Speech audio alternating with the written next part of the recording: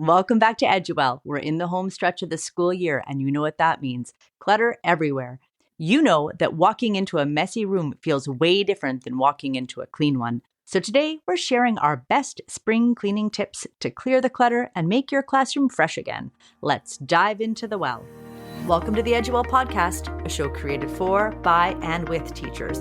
I'm Alex. And I'm Chelsea. Our goal is to share insights and connect with fellow teachers on how to thrive both personally and professionally. Join us as we dive deep into the well of information filled with relatable tips, practical discussions, and ideas that go way beyond the classroom walls. Let's be well and do well together.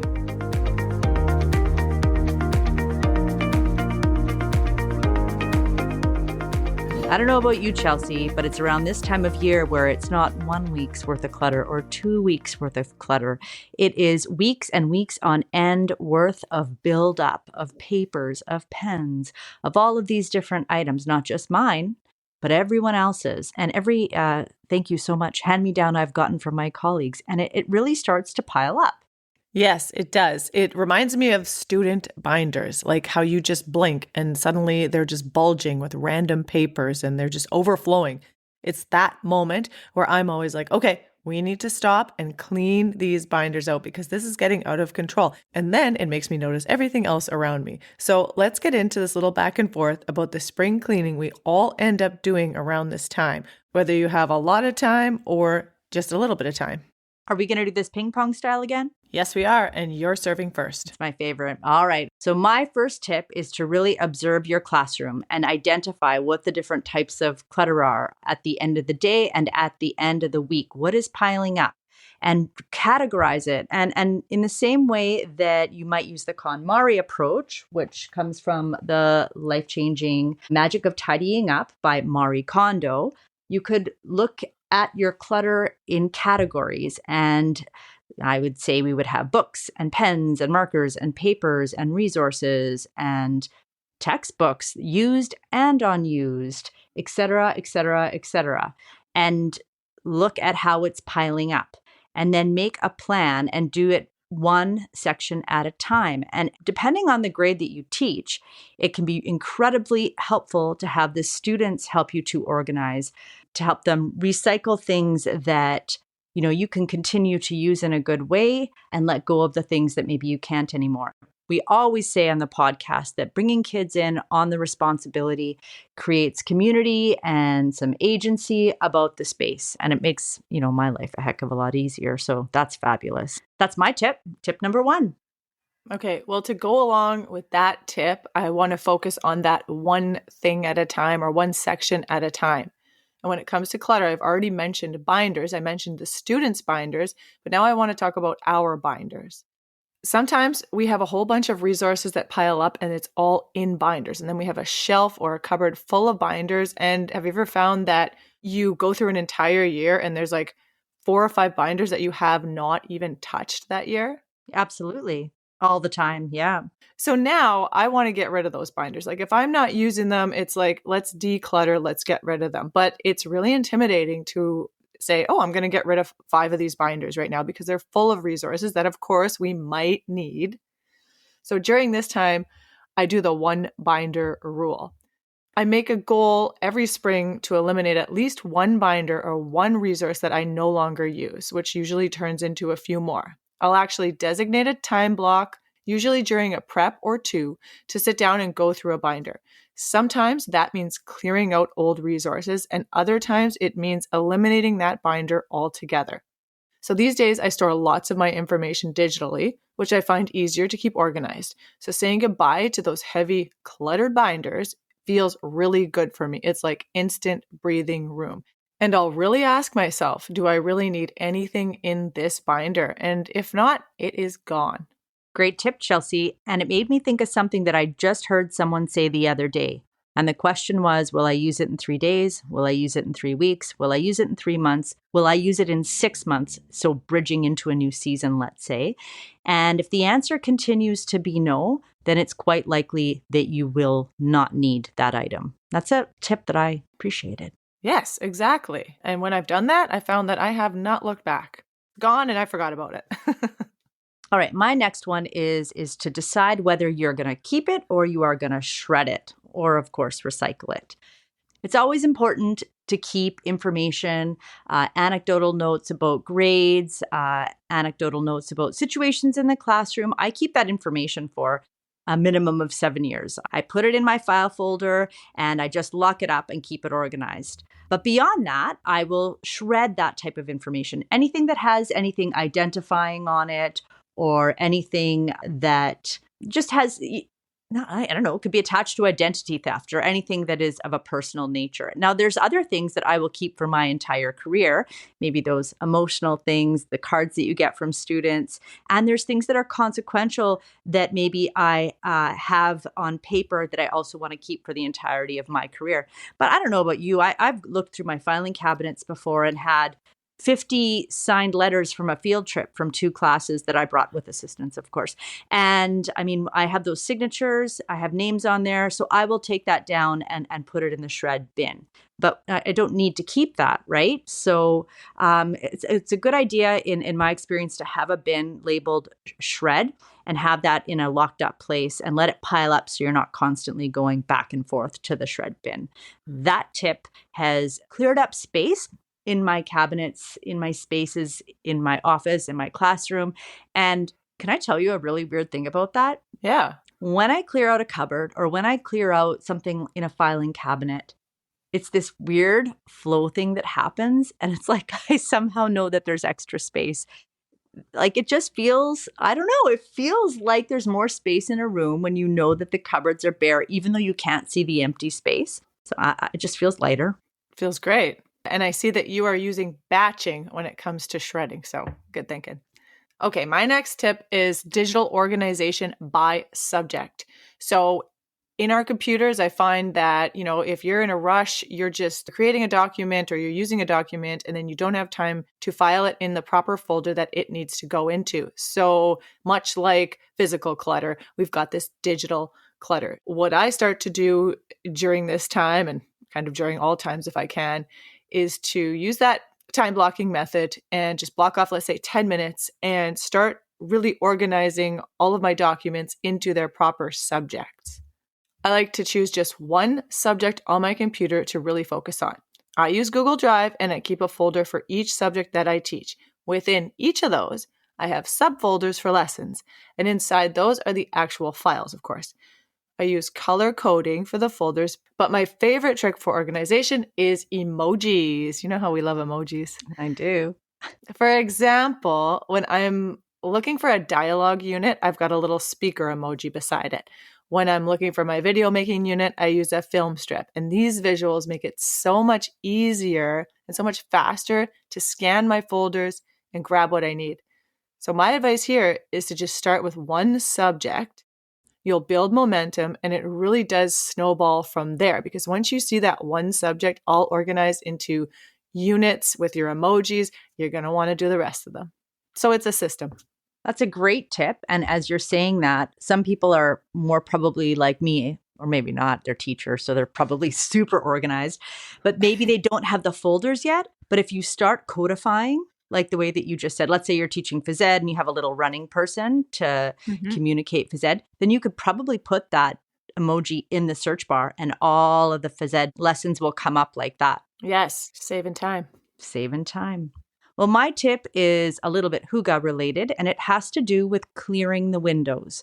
Now, if you are lucky enough in the space that you teach in that you have windows, you might notice over time that you start using the counter space near the windows to pile books up. And it blocks the light, it blocks the eye line a little bit. And I find that it was always really important to me to clear those counters off so that students could just see right out the windows. There was no light blocking at all. And it feels streamlined when you do it. That is a trick that I always like to do to make my classroom a little bit extra neat and tidy. I remove the clutter near the windows. It just, I don't know, it looks, it's like at the end of the day, when you close your kitchen and everything is tidy and the counters are clear, it's the same approach. But then there's the light add-on to it. And I'm telling you, it makes a big difference. Try it. It's all about the feelings. And it's funny you bring that one up because last year in June, my blind was broken on one of my windows and I was going to get around to getting that fixed, but I didn't for like a week. And so instead I put some bristle board projects that I was going to mark. I put those against the window. So they were blocking half of the window behind my desk. And, I kind of didn't worry about it for a while. And then finally, when I took them down, it was like angels singing. Oh, I was Oh, like, oh, nice. I am never doing that again. Like, never again. It is amazing to have those windows clear and those window sills nice and clean. Well, and when I think about my classroom, I think about it, let's say at the beginning of the year, everything is that streamlined and how it feels versus towards the end. Once again, it's this creep of stuff that continues. And you don't realize just how it might impact the way you feel or the way you move in the room or the way students are able to move in the room and the noises in the room. You don't realize it until you do that really big declutter. So, yes, angels singing when we get rid of pens that don't work, markers that don't work, when we get rid of papers that we no longer need. Just nice cacophony of like angels singing. Nicely said, Yeah. Chelsea. Yeah. Let's bring the angels to the storage cupboard system now. Okay. I have a big storage cupboard at the back of my classroom. It is shared. I like the students to be able to go in it and get what they need out of it. That makes my life easier. That makes their life easier. And it gives them that responsibility.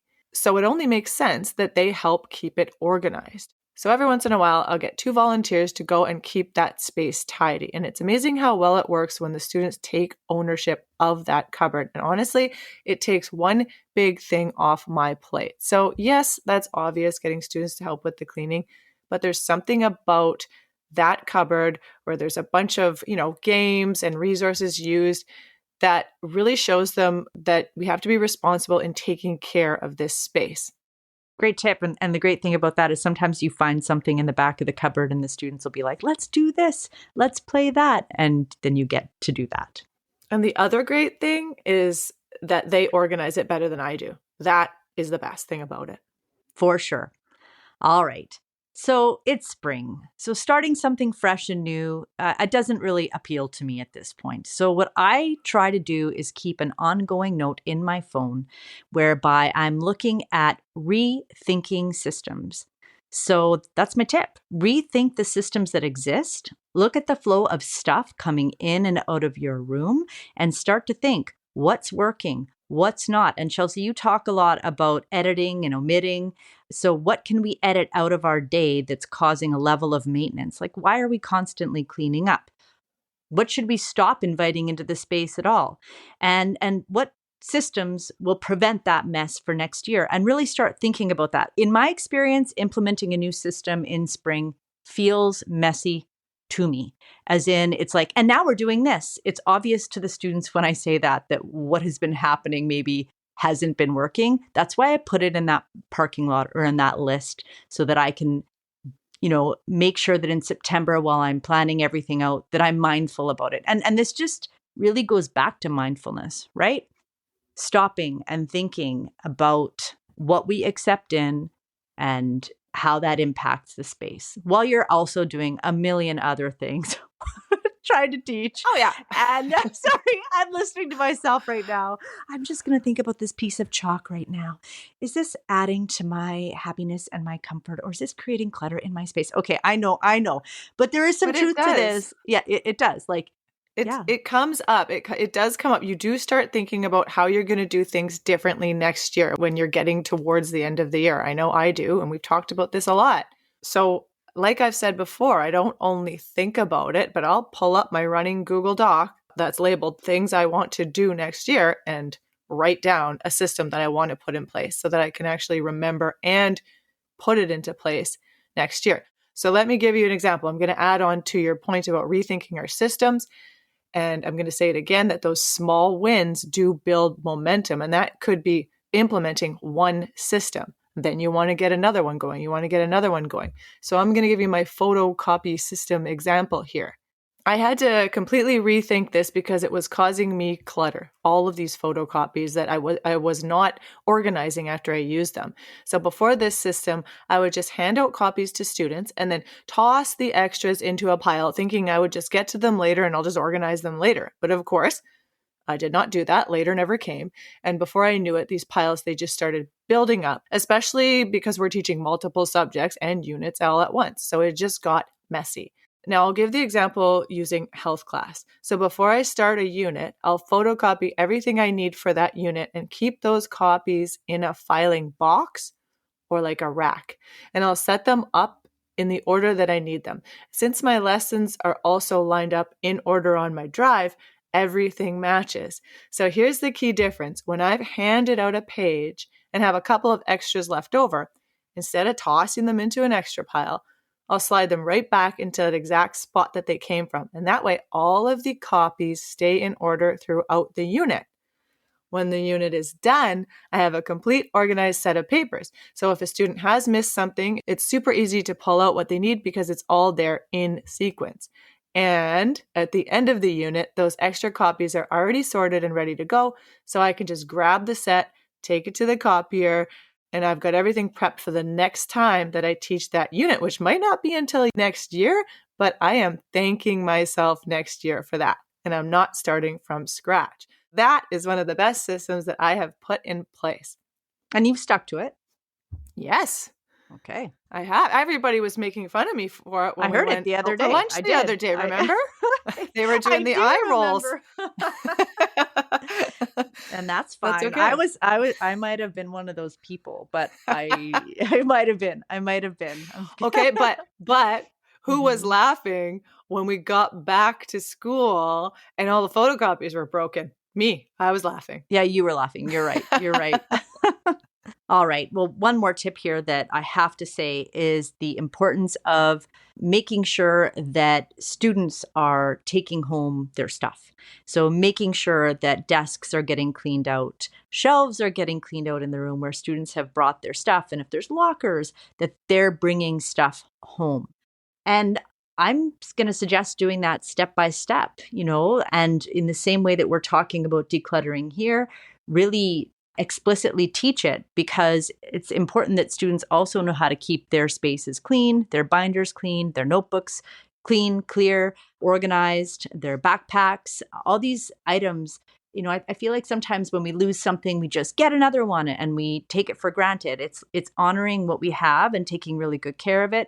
And if we can model this in the classroom and explicitly teach it, and I'm talking from kindergarten all the way to high school, I think that can be incredibly useful. So the students in the space are also going to feel more organized. I mean, it's not just us that needs to get organized. The students need to get organized too. So that is my final tip. And to add on to that, I always recycle or get rid of those clunky projects that we've done in the class. So I will take a picture of the projects that I want to keep for future examples, and then they are gone right away. As wonderful as they are, we need the space in the class. I mean, big idea here is, should you do a really solid spring clean, what it does is it makes your year-end cleanup so much easier, which then makes your September so much easier. Trust me. That's when energy is its lowest. So you getting the buy-in from the students and putting the time and effort in will pay you forward. Yes, that little effort now sets you up for success later. Time for the takeaways. 1, beat procrastination. Start small on anything you see in your room and build that momentum. 2, get students involved. Share the cleanup load. 3, let those things go. If you don't use it, lose it. And 4, set up systems. Organize in ways that last. We don't want a cluttered well. We don't want the pathway to the well to be cluttered. Yeah, we don't want the well to be cluttered. Garbage in the well, papers that need to be recycled. You can do this. Yes, you can. I can. Try. We know you can. Thanks for listening to the Eduwell podcast. If you enjoyed today's episode, please share it with a friend, subscribe, and leave a positive review. It helps others to find us. Follow us on Instagram and Pinterest to help spread the word. Until next time, be well and do well.